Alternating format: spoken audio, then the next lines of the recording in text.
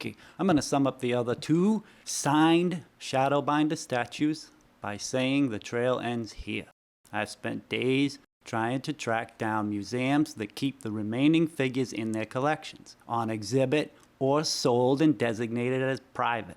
Private doesn't mean withholding, but it can be stored until exhibit. I don't think there's another Shadowbinder. I think this one is the prop that gets moved around to suit the needs of a narrative, and of course, I have no idea what that might be. See, this one looks like it's been broken down for ease of travel. None of the other statues are pieced out like this, including the one in South Carolina, and it's purported that that one had a rough time, right? So a little more story on Victoria.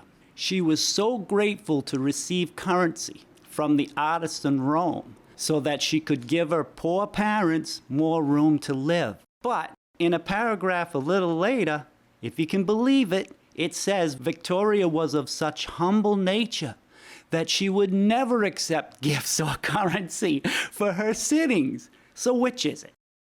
Now the myth continues.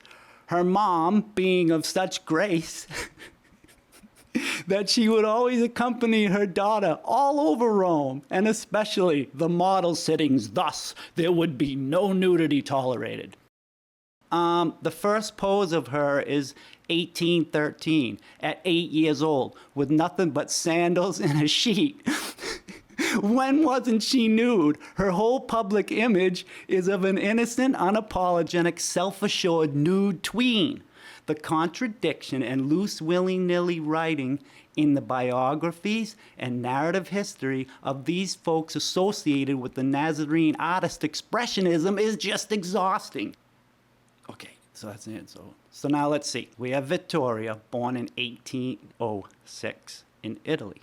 Shadow and his brother go to Rome in 1810. Then we have a cast. Unknown, right? 1813. The statue of Christie's, 1814, signed and dated, made in Rome. We have an engraving of 1814 done in Rome. The painting of the binder in the background, right? You know the one.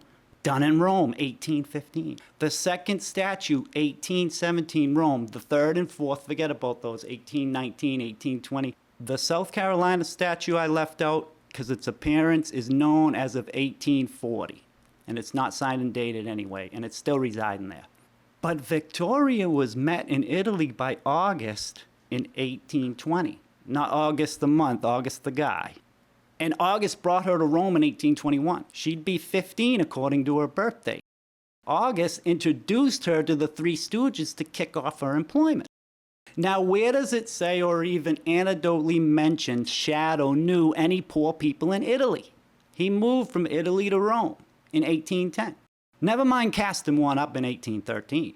As far as Victoria is concerned, she'd be at the oldest 4 years old. The statue doesn't look 4 years old.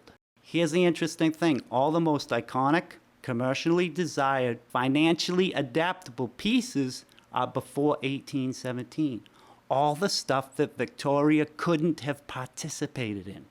And keep in mind, we haven't seen a shadow signature on anything, not one thing. But I'm getting to it, trust me. I think we're looking at many people that roam the realm and got paintings done for the same reason we do today. This might even be the way they did selfies, you know? So when the inheritors came, they found lots of this kind of stuff. They appropriated it regardless of accuracy. I also think we're looking at a lot of art from many different times in history, scattered all over the timeline. Now, I do think that the people in the 1800s challenged their artistic skills by studying, copying, and interpreting the old world art. Really, what better human anatomy were you going to find than this, right?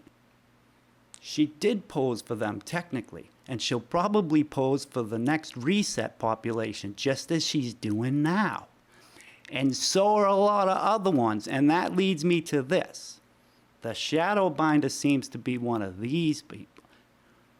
Whoever this statue is, it keeps its own legacy in the shadows. Maybe some entities demand that her likeness and poise is gazed upon by the people of the realm with amazement as to how it was manufactured with such perfection. Whoever the entities are that made the statue, they put the same extravagant elegance in everything from statues to fountains to doorways, carriages, domes, arches, massive buildings. It's fascinating to imagine the power that was being wielded while these things were being created, maybe right in your own city. See, I'm wondering if they didn't mention that a couple times on purpose, right? This cast, or this mold, or this plaster. You know, it's very vague. That's why I'm saying another statue could come out of nowhere. Because here's the thing about all of this, now that we went through the last three. The thing that I want to show you, the most important thing about this is all this signed and dated nonsense. I don't know what to think about this, but you are going to have to make up your own mind. Here is...